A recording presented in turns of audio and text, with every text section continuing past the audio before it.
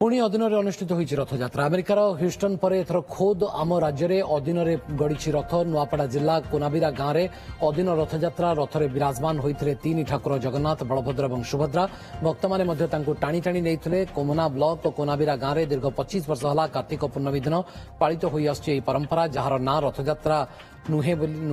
बालीजात्रा बोली स्थानीय लोक एवं आयोजक कहते कोविड और गां स्थानांतर मझे 2 वर्ष यात्रा बंद रही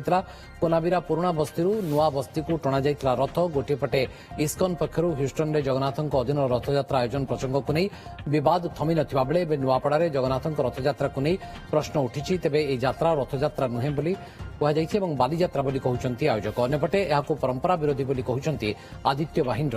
ଅଧ୍ୟକ୍ଷ।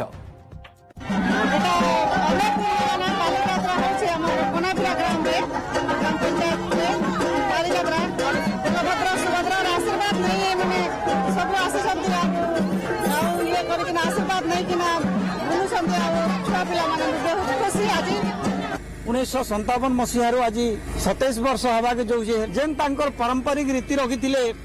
से इनु तांकर हरिहर भेट इने आसले भी सेने महाप्रभु पाके तांकर जेन लीलाटा अच्छे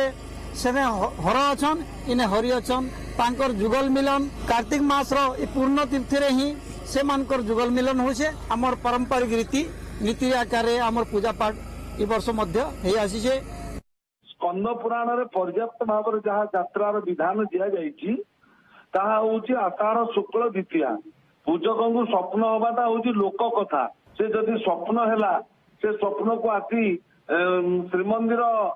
धार्मिक मुख्य पूज्य शंकराचार्य सामने रखी पारिथांते शास्त्र दृष्टि जदि आम शास्त्र को पक्ष करवा ताहले असमय अदिनिया रथयात्रा ताहा आम आदौ शोभनीय बा ग्रहणीय नुहे।